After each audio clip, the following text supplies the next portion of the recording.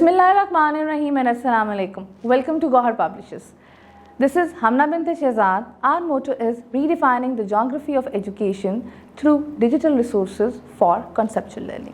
Dear teachers, आज के इस वीडियो लेसन में हम बेसिकली देखेंगे अपनी गौहर इंग्लिश बुक 1 का चैप्टर नंबर 5 जो कि हमारे पास है ऑनेस्टी। जब हम ऑनेस्टी की बात करते हैं तो ऑनेस्टी में जो सबसे प्यारी एग्जाम्पल हमें मिलती है वो हमें मिलती है हमारे प्यारे हॉली प्रॉफिट हज़रत मोहम्मद सल्लल्लाहु अलैहि वसल्लम की। तो आइए इस चैप्टर को स्टार्ट करने से पहले हम सबसे पहले देखेंगे कि हमारे इस चैप्टर के जो SLOs हैं, स्टूडेंट लर्निंग आउटकम्स हैं, वो क्या हैं और इस चैप्टर को पढ़ाने के लिए वो कौन कौन से रिसोर्सेज हैं जो कि टीचर के पास होने चाहिए। लेकिन सबसे पहले मैं आपको ये बता दूं कि हमारी गौहर पब्लिशर की वेबसाइट के ऊपर आपको तमाम हमारे जो डिजिटल रिसोर्सेज हैं वो मौजूद हैं, जिसमें हमारी स्कीम ऑफ स्टडीज़, हमारे लेसन प्लान्स, हमारी की बुक्स और हमारे मॉडल क्वेश्चन पेपर्स हैं। आपको जो भी रिसोर्स इस चैप्टर को पढ़ाने के लिए चाहिए होगा प्लीज़ आप वहाँ से डाउनलोड कर सकते हैं। तो आइए अब चलते हैं SLOs की तरफ। डियर टीचर्स, अब हम अपने देखेंगे स्टूडेंट लर्निंग आउटकम्स। जैसे कि मैं आपको हमेशा बताती हूँ कि स्टूडेंट लर्निंग आउटकम से हमारी मुराद है वो ऑब्जेक्टिव्स जो कि इस चैप्टर को कंप्लीट करने के बाद हमारा जो स्टूडेंट है वो यहाँ से सीख के जाएगा। तो आइए अब चलते हैं। पहला हमारा ऑब्जेक्टिव है use pre reading strategies to predict the story by looking at the pictures in the text. जैसे कि अब आप जैसे कि स्क्रीन पे देख सकते हैं, आपको ये एक तस्वीर नज़र आ रही है, ये रोज़ा रसूल की तस्वीर है। आपको इस टेक्स्ट के अंदर जो भी पिक्चर नज़र आएगी आपने उस पिक्चर को बड़ा कीनली और बड़ा डीपली देखना है। उस पिक्चर से रिलेटेड आपसे क्वेश्चंस जो हैं वो पूछे जा सकते हैं। Next, recognise and pronounce some common consonant digraphs in initial position. यानी कि अब जो हमारे डायग्राफ्स आएंगे उनको हमने इनिशियल यानी कि इब्तदाई आवाज़ के तौर पर आइडेंटिफाई करना है। Offer and respond to basic routine greetings. अब जो हमारी रूटीन ग्रीटिंग्स होंगी हमने उन ग्रीटिंग्स को इनिशिएट भी करना है और अगर कोई हमसे बात कर रहा है तो हमने उसको रिस्पॉन्स यानी कि उसका जवाब कैसे देना है हम वो भी देखेंगे। नेक्स्ट हमारे पास है predict the story by looking at the picture in the text. अब पहले सवाल पूछा जा सकता था, अब हमारे पास ये है कि हम आगे क्या होगा कहानी में या कहानी किस बारे में होगी तस्वीर को देखते हुए वो भी प्रिडिक्ट यानी कि अंदाज़ा लगा सकते हैं। Identify, recognise and articulate common 2 to 3 lettered sight words and the words with the common spelling patterns. यानी कि यहाँ पर हम साइट वर्ड्स वो वाले वर्ड्स देखेंगे जिनको हम ऑन साइट पढ़ते हैं, यानी कि वो वर्ड्स जिनमें फोनिक्स का कोई रूल हमारा अप्लाई नहीं होता।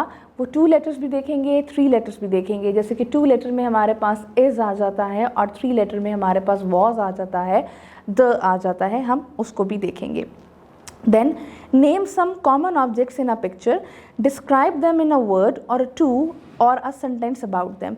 अब आपके पास तस्वीर के अंदर जो कॉमन ऑब्जेक्ट्स आ रहे होंगे, चाहे वो घर में इस्तेमाल होने वाले हैं, चाहे वो स्कूल में इस्तेमाल होने वाले हैं, हम उनके नाम भी बताएंगे और साथ साथ उनको एक लफ्ज़ में या 2 लफ्ज़ों में या एक जुमले में डिस्क्राइब भी करेंगे।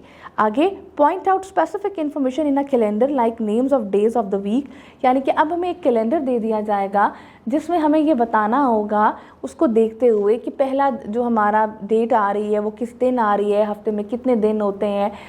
लेट्स सपोज डेट हमारी जो 22 है उस दिन कौन सा दिन आ रहा है, मतलब ये सारी चीज़ें।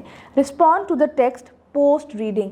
यानी कि आपकी जो पोस्ट रीडिंग है उस पोस्ट रीडिंग से मुराद ये कि अब आपने कहानी पढ़ ली है, अब कहानी पढ़ने के बाद जो सवाल दिए जाएंगे कॉम्प्रिहेंशन के क्वेश्चंस के उनके आंसर देना। एक्शन वर्ड्स यानी कि वो वाले काम जो कि किसी फेल को जाहिर करते हो, किसी वर्ब को यानी किसी के काम के होने को जाहिर करते हो, हम एक्शन वर्ड्स को यहाँ पे आइडेंटिफाई करेंगे और लिखेंगे। Then spell simple 1 to 2 syllable word. यानी कि अब आपके वो वाले वर्ड्स जिनको हम बता सकें कि इनमें वाउल साउंड एक आ रही है या 2 आ रही हैं, तो वो अब आप उनको स्पेल कर सको, उनके स्पेलिंग्स आइडेंटिफाई कर सको और लिख सको। अगला right numbers from 1 to 10 in words. यानी कि अब तक हम न्यूमरल्स जो पढ़ रहे थे वो एज अ डिजिट लेकर जा रहे थे, न्यूमरल्स लेके जा रहे थे, लेकिन अब अगर हमने उनको वर्ड्स में रिप्रेजेंट करवाना है जैसे 1 ONE, अब हम उसको देखेंगे। Construct simple sentences of 3-4 words using correct capitalization, punctuation and spelling, यानी कि अब हम वो जुमले बनाएं, वो जुमले जो कि हमारे अब 2 से 3 अल्फाज पर मुश्तमिल हों, और उन मुश्तमिल अल्फाज में आप देखेंगे कि जब आपने उनको स्टार्ट करना है तो उनकी पंक्चुएशन और उनकी कैपिटलाइजेशन भी करेक्ट हो। यानी कि इससे मुराद क्या है? इससे मुराद ये है कि जुमले का जब हम स्टार्ट कर रहे हों तो फर्स्ट वर्ड का फर्स्ट लेटर कैपिटल हो, और हमारे पास जब हम उसका एंड कर रहे हों तो एंड हमारे पास जो हो रहा हो फुल स्टॉप का हो। ये तो थी हमारे पास हमारे लर्निंग आउटकम्स। लेकिन टीचर्स अब इस चैप्टर को पढ़ाना कैसे है? जैसे कि मैंने आपको बताया कि ऑनेस्टी की हमें सबसे प्यारी एग्जांपल मिलती है हमारे प्यारे नबी हज़रत मोहम्मद सल्लल्लाहु अलैहि वसल्लम की।